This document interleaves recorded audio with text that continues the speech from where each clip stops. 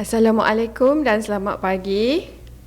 Apa khabar semua? Cikgu harap semuanya sihat sahaja di samping menjalani pembelajaran di rumah. Nama cikgu adalah Cikgu Izzah Helwani binti Husni Zain daripada Sekolah Menengah Kebangsaan Khair Johari. Cikgu akan membincangkan dengan murid-murid semua dari tajuk bab 5 air dan larutan. Tajuk ini adalah daripada mata pelajaran sains tingkatan 2. Jadi bersedia semua murid-murid sekalian?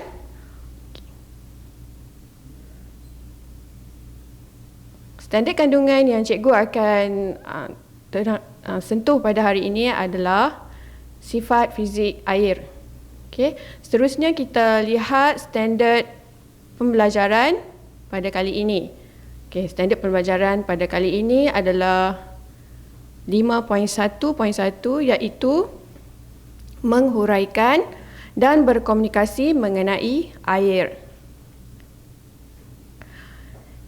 Cikgu juga akan menilai dan menghasilkan objektif pembelajaran hari ini iaitu di samping itu memastikan murid dapat menyenaraikan sekurang-kurangnya 4 sifat fizik air dengan betul, menyatakan sekurang-kurangnya 3 proses perubahan fizikal air, kesan dari penyerapan dan pembebasan haba dengan betul, menyatakan 2 unsur yang terdapat dalam komposisi air dengan betul,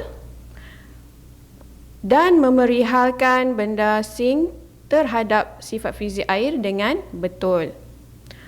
Okey, seterusnya kita akan lihat apa yang kita akan pelajari pada hari ini. Memangnya kita akan pelajari tentang air.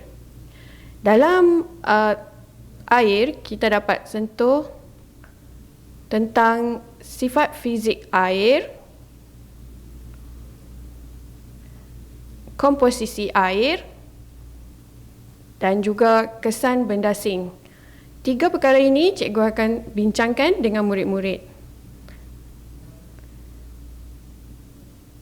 Kalau dilihat pada gambar rajah ini adalah gambar rajah. Ya, betul. Ini adalah gambar rajah bumi. Okey. Lebih daripada 70% permukaan bumi diliputi air. Okey. Kalau murid-murid tengok, bumi ini kebanyakan kawasannya berwarna biru. Jadi, warna biru itu adalah air. Air juga sangat penting kepada manusia. Seperti kita lah, setiap hari kita perlukan air sekurang-kurangnya 8 gelas air kerana di dalam badan kita terdapat lebih kurang 60% hingga 70% air dalam badan kita. Jadi sememangnya air sangat penting untuk kehidupan harian kita. Jadi air tulen mempunyai beberapa sifat fizik yang unik. Jadi mari kita lihat ya, murid-murid, beberapa ciri ataupun sifat fizik bagi air yang unik tu. Okey, mula-mula sekali kita tengok takat didih air. Okey, takat didih air adalah 100 darjah Celsius. Okey, maksud takat didih ni apabila kita didihkan air dan air tersebut akan mendidih. Sekiranya kita cek ataupun kita cuba sukat suhu air tersebut, kita akan dapati air tersebut takat didihnya adalah 100 darjah Celsius. Sekiranya kita lihat ada perubahan pada takat didih, itu bermaksud air itu bukan air tulen. Jadi air tulen takat didihnya adalah 100 darjah Celsius. Okey, bagi takat beku pula, takat beku air tulen adalah 0 darjah Celsius. Okey, takat beku ni adalah apabila komposisi air ataupun fizikal air itu berubah daripada cecair menjadi berpejal. Okey. menjadi pepejah secara keseluruhan. Jadi takak bekunya adalah 0 darjah Celsius. Okey, kemudian kita yang ini kita ketahui ya, kita sudah tahu yang air sebenarnya tidak berwarna, tiada rasa dan tiada bau. Okey, kalau murid-murid lihat air itu ada warna, ada rasa dan ada bau, itu bukan air tulen ya. Itu mungkin air sirap, air urin, okey, air lumpur atau apa-apa saja air, tapi bukan air tulen. Okey. Dan air ini mempunyai nilai ketumpatan sebanyak 1 gram per sentimeter padu. Okay, ini nilai ketumpatan bagi air lah. Okey. Seterusnya, air mempunyai tegangan permukaan. Okey. Tegangan permukaan ini adalah disebabkan oleh daya lekitan antara satu molekul dengan molekul yang lain. Okey. Minta maaf ya, antara molekul air dengan molekul air lain. Kemudian air juga mempunyai tindakan kapilari. Okay? Tindakan kapilari ini disebabkan oleh daya lekatan antara molekul air dengan permukaan tiub kapilari.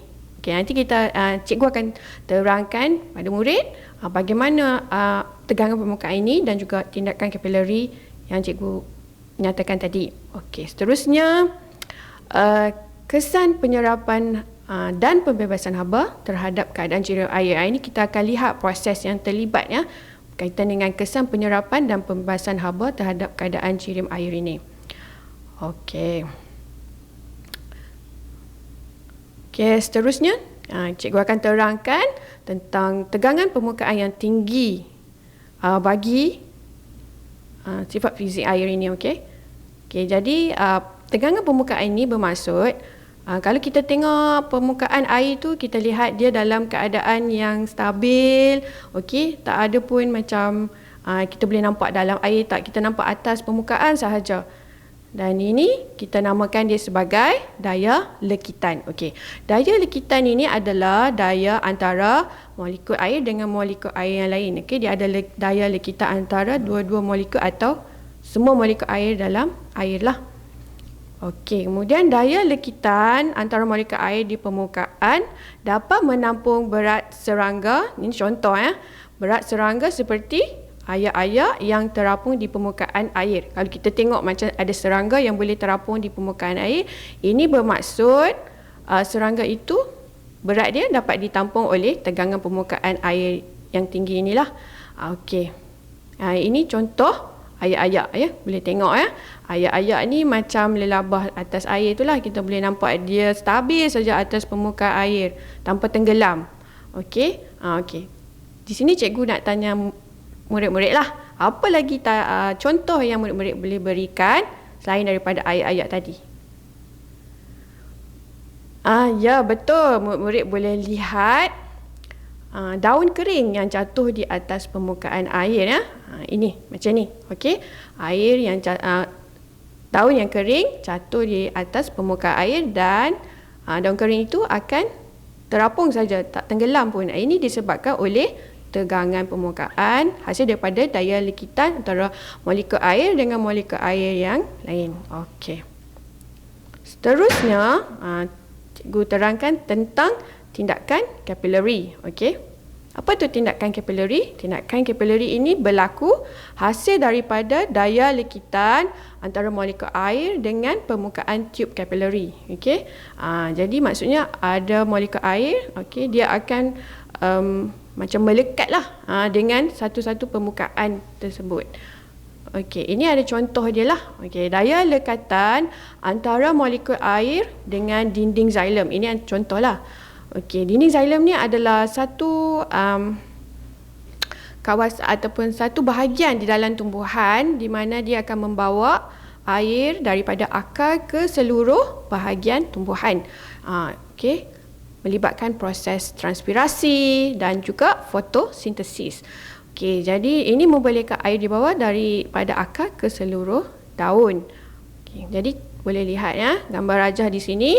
Okey, gambar rajah ini menunjukkan okey, bahawa ada daya lekatan antara molekul air dan juga dinding sel ataupun xilem tadi. Dan begitu juga adanya daya likitan antara molekul air dengan molekul air. Jadi bila ada daya yang terlibat ini, molekul air tersebut dapat bergerak di dalam tumbuhan tadi daripada akar ke seluruh bahagian tumbuhan tanpa ada masalah lah. Gitu.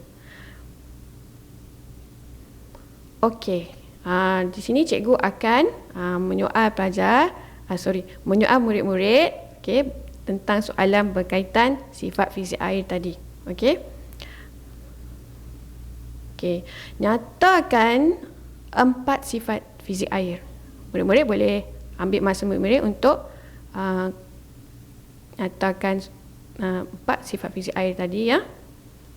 Dan soalan yang kedua, murid-murid boleh suaikan situasi yang diberi dengan sifat fizik air. Okey. Murid-murid sudah habis menjawab. Sini cikgu nak terangkanlah. Bagi soalan yang cikgu kemukakan tadi, ini adalah cara untuk cikgu mengenal pasti standard prestasi murid-murid bagi sifat fizik air ini ya. Di sini cikgu cuba untuk melihat tahap penguasaan murid pada tahap penguasaan 1 dan juga tahap penguasaan 2. Ini sini cikgu nyatakan jawapan-jawapan daripada soalan tadi. Kita lihat ya, senarai 4 sifat fizik air. Mempunyai takat didih 100 darjah Celsius, mempunyai takat beku 0 darjah Celsius, tiada rasa, tiada bau dan tidak berwarna. Dan juga air mempunyai nilai ketumpatan 1 gram per sentimeter padu. Ini adalah 4 sifat fizik yang antara sifat fizik yang kita ketahui sebelum ni, yang cikgu dah bincangkan dengan murid-murid. Jadi sekiranya murid-murid dapat menjawab dengan betul, dan dapat menyatakan 4 sifat fizik tadi, murid-murid akan dapat tahap penguasaan 1. Kemudian kita lihat pula pada soalan yang kedua tadi. Kita tengok jawapannya ya. Pada A jawapannya adalah merupakan tegangan permukaan air ya. Di mana kita lihat ada jarum di atas permukaan air itu. Itu jawapannya. Yang B pula adalah tentang tindakan kapilari. Ini jawapannya ya. Yang ketiga, gambar rajah ini menentukan takat didih air. Dan gambar rajah yang keempat pula adalah berkaitan dengan menentukan takat beku air. Sekiranya murid-murid dapat menjawab soalan ini dengan betul semualah. Maksudnya tiada ada kesalahan, murid-murid akan dapat tahap penguasaan 2. Cikgu rasa semua murid-murid dapat menjawabnya dengan betul kan? Tahniah semua. Seterusnya kita lihat tentang kesan penyerapan dan pembebasan haba terhadap keadaan jirim air. Semasa murid-murid di tingkatan 1, murid-murid telah belajar tentang keadaan jirim, keadaan jirim bahan. Jadi begitu juga air adalah sejenis sebatian atau bahan yang mempunyai jirim. Jadi air wujud dalam 3 keadaan, iaitu berpecah, cecair dan juga gas. Ada 3 ya. Ini adalah keadaan jirim. Jadi disebabkan oleh adanya penyerapan dan pembebasan haba yang berlaku terhadap air tadi akan memberi kesan kepada perubahan jirim air.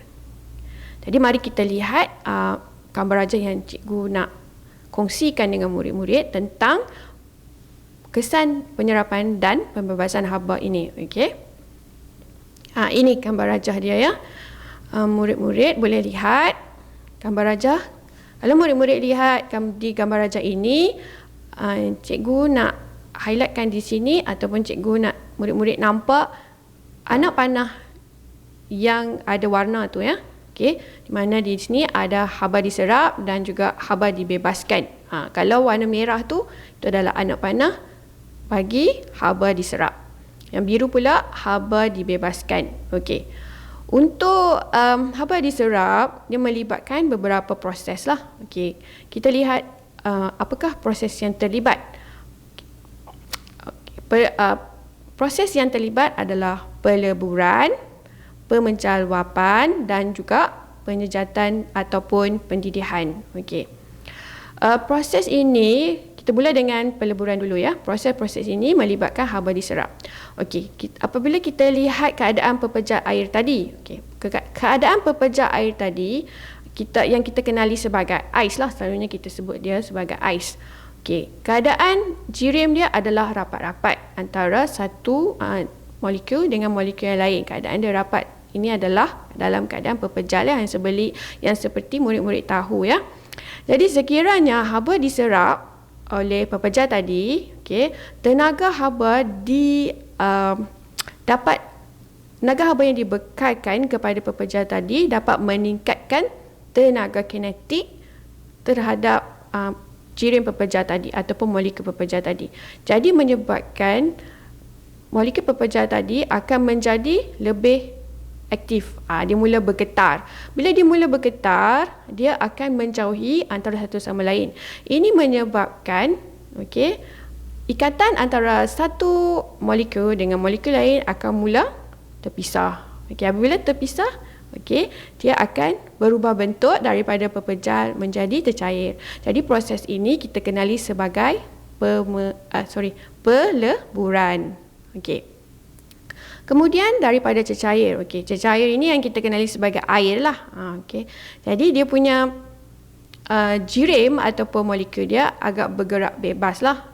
Dia tidak duduk rapat-rapat. Jadi apabila haba diserap, okey, tenaga haba diserap, jadi jirim tadi akan mendapat lebih tenaga. Okey, menyebabkan tenaga kinetik akan diperolehi dan molekul tadi akan bergerak dengan lebih pantas. Apabila molekul tadi bergerak dengan lebih pantas, okey, maka molekul tadi akan terbebas ke udara dalam bentuk wap air. Dalam bentuk wap air, ingat tu. Okey, jadi proses yang terlibat adalah penyejatan dan juga pendidihan. Ya. Jadi wap air tadi adalah dalam bentuk gas ya. Dalam bentuk gas. Begitu juga dengan proses pemencaluapan. Yang ini proses dia agak cepatlah. Dia contohnya seperti ini tidak melibatkan air lah, okey. Ya, dia melibatkan jenis-jenis bahan kimia yang lain ya. Okey, tapi sekiranya pemencaluapan daripada pepejal bertukar kepada gas, yang ini juga melibatkan penyerapan haba. Murid-murid mesti ingat, apabila haba diserap, okey, tenaga dibekalkan kepada jirim tadi, menyebabkan jirim tu akan bergerak dengan lebih pantas. Macam kita lah, kalau kita rasa panas, kita tak boleh duduk diam-diam. Kita mesti akan bergerak supaya, ataupun kita akan kibaskan badan kita ni dengan kipas supaya badan kita akan rasa lebih sejuk. Itu ya. Kemudian kita lihat pula sekiranya haba dibebaskan, murid-murid boleh lihat pada anak panah yang berwarna biru. Okey. Jadi kita mula pula, dia macam satu proses yang terbalik lah. Tadi warna merah tu daripada pepejal kepada gas. Sekarang ni kita lihat pula daripada gas kepada pepejal. Okey, daripada gas tadi, okey, sekiranya haba dibebaskan, tenaga haba tu dibebaskan menyebabkan molekul ataupun jirim air tadi mula bergerak dengan perlahan. Sebab dia dah mengurangkan tenaga kinetik tadi. Okey. Jadi apabila tenaga kinetik tadi berkurang, okey, molekul ataupun jirim air tadi akan mula merapat antara satu sama lain. Bila dia mula merapat, okey, dia akan berubah bentuk daripada gas menjadi cecair. Okey. Proses perubahan ini kita namakan sebagai kondensasi. Okey, apabila dia membentuk cecair, okey, haba terus dibebaskan, okey, menyebabkan jirim air atau molekul air tadi akan berkurang tenaga dan tenaga kinetik akan mula kurang dan dia akan mula membentuk ikatan antara satu sama lain. Okey, jadi ikatan ini akan menyebabkan jirim cecair tadi akan berubah menjadi pepejal. Okey, jadi dia terus bertukar menjadi pepejal. Proses ini kita namakan sebagai pembekuan. Okey. Dan gitu juga dengan pemejawapan yang secara berbalik tadi ya. Dia berlaku proses haba dibebaskan. Jadi cikgu harap murid-murid semua dapat menguasai proses-proses yang cikgu nyatakan tadi ya. Okey, seterusnya kita pergi kepada soalan ya. Cikgu nak tanya soalan sikitlah pada murid-murid untuk memastikan murid-murid dapat memahami apa yang cikgu sampaikan tadi. Okey. Mula cikgu akan tanya, okey, nyatakan 3 proses perubahan fizikal air yang melibatkan pembebasan haba. Okey. Murid-murid boleh berfikir dulu. Okey, fikirkan sejenak apakah jawapannya. Dan ini adalah soalan untuk murid-murid nyatakan di manakah proses-proses yang terlibat ya di dalam penyerapan dan pembebasan haba yang cikgu dah bincangkan dengan murid-murid tadi. Okey. Bagaimana? Sudah siap? Okey, jadi cikgu akan teruskan perbincangan, okey, untuk cikgu maklumkan tentang jawapan bagi soalan yang cikgu kemukakan ini ya. Okey, jadi setelah cikgu nak nyatakan jawapan ni, cikgu akan maklumkan tentang standard prestasi lah. Standard prestasi bagi kesan penyerapan dan pembebasan haba terhadap keadaan jirim air ini ya. Okey, dalam ni pun cikgu cuma menilai murid-murid untuk tahap 1 dan juga tahap penguasaan 2. Okey, daripada soalan tadi, yang soalan nombor 1 tadi, ini jawapannya ya. Kondensasi, pembekuan dan juga pemejal luapan. Okey, 3 ini adalah proses perubahan fizikal melibatkan pembebasan haba. Okey. Jadi pembebasan haba ni maksudnya proses dalam keadaan sejuk lah. Dia bebas haba so jadi sejuk. Macam tu. Okey, kemudian soalan yang kedua. Okey, minta maaf ya. Okey, tahap penguasaan sekiranya murid-murid dapat menjawab dengan baik. Okey. Tahap penguasaan ini adalah tahap penguasaan 1.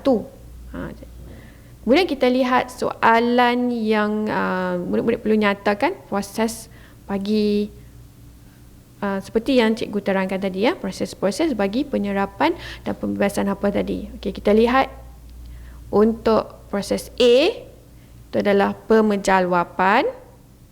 Okey, untuk B pendidihan dan penyejatan ataupun penyejatan lah, pendidihan dan penyejatan proses dia sebenarnya berbeza tetapi dari segi perubahan fizikal air dia adalah sama.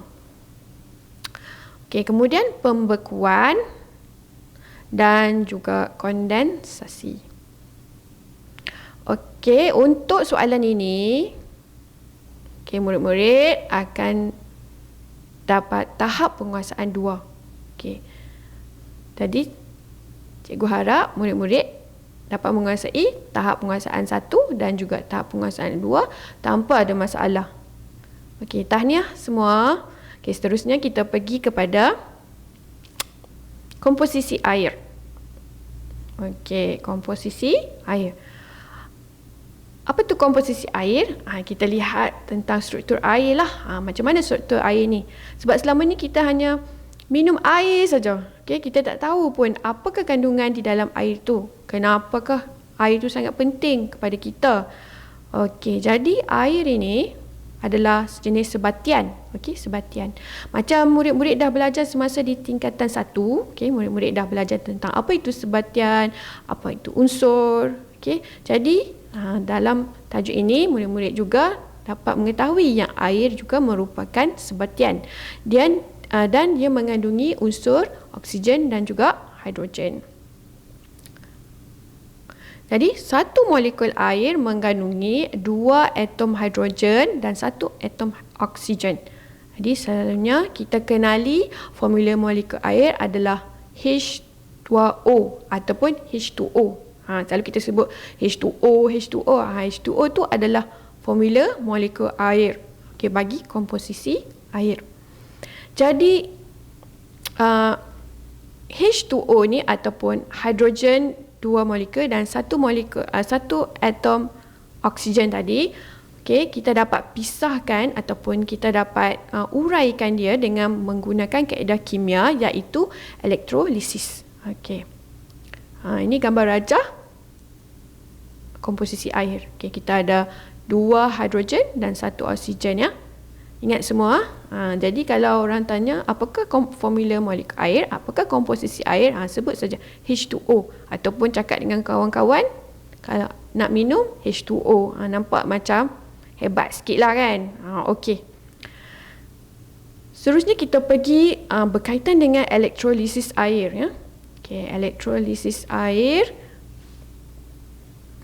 Apakah itu elektrolisis? Okey, elektrolisis adalah satu proses yang melibatkan elektrik untuk pemecahan molekul air.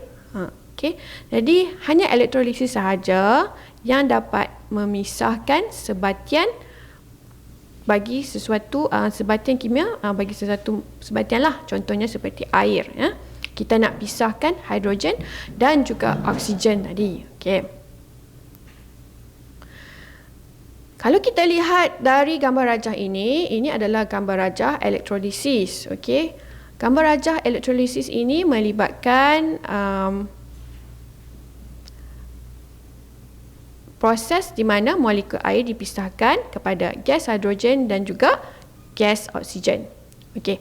Gas oksigen dihasilkan di anode atau elektrod positif, manakala gas hidrogen dihasilkan di katod ataupun elektrod negatif. Okey. Okey, jadi nisbah gas hidrogen dan gas oksigen yang dihasilkan di dalam elektrolisis air ini adalah 2:1. 2 ni adalah gas hidrogen dan 1 adalah gas oksigen. Okey. Ingat ya, 2:1. Okey, dan gas yang dikumpulkan di dalam tabung uji P dan Q diuji dengan ujian pengesanan. Okey, sini cikgu akan tunjuk ujian pengesanan yang akan dilakukan untuk mengenal pasti betul tak di P itu adalah gas oksigen dan Q itu adalah gas hidrogen. Okey. Pada tabung uji P kita akan menggunakan kayu uji berbara, okey, yang menyala dan kayu uji berbara dan didapati apabila kayu uji berbara itu menyala, okey, ini mengesahkan bahawa gas yang terkumpul itu adalah oksigen. Okey, ini adalah ujian pengesanan gas dalam tabung uji P. Okey, bagi tabung uji Q pula, kayu uji menyala tadi, kita guna kayu uji menyala, okey, pada tabung uji Q menghasilkan bunyi pop. Okey, bunyi pop ni macam satu bunyi letupan kecil lah. Okey, ini mengesahkan gas yang terkumpul tadi adalah hidrogen. Okey. Okey, jadi soalan yang berkaitan, cikgu akan soal murid-murid ya. Berkaitan dengan elektrolisis dan juga komposisi air tadi. Okey, apakah unsur yang terdapat di dalam sebatian air? Okey, nombor 2, berapakah nisbah unsur hidrogen dan juga oksigen di dalam air? Dan juga apakah kaedah yang digunakan dalam pengasingan komposisi air? Jadi ini jawapan dia untuk nombor 1 tadi. Okey, mudah saja, hidrogen dan juga oksigen. Okey, nisbah untuk unsur hidrogen dan oksigen adalah 2:1. Dan kaedah yang digunakan dalam pengasingan komposisi air adalah elektrolisis. Okey. Cikgu nak tunjukkanlah di sini, ini adalah standard prestasi bagi komposisi air ya. Okey, dalam komposisi air ini murid-murid boleh menguasai dari tahap penguasaan 1 hingga 4. Di mana untuk tahap penguasaan 4 ini murid-murid perlu lakukan aktiviti di dalam makmal, di mana murid-murid boleh jalankan proses elektrolisis dengan penguasaan guru-guru di sekolah nanti. Okey, sekiranya murid-murid dapat menjalankan proses elektrolisis ini bersama dengan jawapan-jawapan yang betul lah. Okey. Jadi murid-murid dapat menguasai standard prestasi tahap penguasaan 4. Okey, seterusnya kita pergi kepada kesan benda asing terhadap takat didih air. Okey. Sekiranya terdapat benda asing di dalam air tulen tadi, takat didihnya akan meningkat. Okey, contohnya dalam gambar rajah ni, dia dicampur dengan air garam dan didapati suhu pendidihan bagi air bercampur dengan garam ini adalah 106 darjah Celsius. Lebih tinggi berbanding dengan air tulen iaitu 100 darjah Celsius. Kemudian, kita lihat pula kesan benda asing terhadap takat lebur air tulen. Okey, takat lebur air tulen akan mula menurun. Okey, dia menurun disebabkan hadirnya benda asing di dalam air tersebut. Jadi air ini akan suhu dia akan rendah daripada 0 darjah Celsius. Itu lebih kurang dalam negatif 6 darjah Celsius. Okey, untuk kesan benda asing ini, okey, murid boleh melakukan aktiviti ini di makmal, di mana proses aktiviti ini adalah untuk murid-murid memperolehi tahap penguasaan 4. Okey. Jadi ini adalah aktiviti yang akan murid-murid lakukan di sekolah bersama dengan guru-guru. Okey. Ini soalan yang cikgu nak tanya murid-murid. Soalan ini adalah, Ikram memerlukan air tulen untuk menyediakan satu larutan. Kawannya memberikan sebotol air kepadanya. Cadangkan cara yang boleh digunakan oleh Ikram untuk menentukan sama ada air tersebut adalah air tulen atau bukan air tulen. Okey. Macam mana murid-murid? Boleh tak jawab soalan ni? Cuba fikir sejenak. Okey, soalan ini adalah berkaitan dengan kesan benda asing terhadap air tulen. Okey, jadi kaedah dia macam mana? Okey, mula air tadi kita didihkan dahulu. Okey, setelah itu kita sukat suhu menggunakan termometer. Okey, dan sekiranya suhu air mendidih tersebut adalah melebihi 100 darjah Celsius, ini menunjukkan air tersebut bukan air tulen. Itu adalah pembuktian lah. Okey, hasil daripada soalan tadi. Jadi daripada soalan ini, okey, murid-murid dapat menguasai tahap penguasaan 3. Dah murid-murid memang awesome lah. Okey, bila murid-murid dah dapat menguasai tahap penguasaan 3. Okey.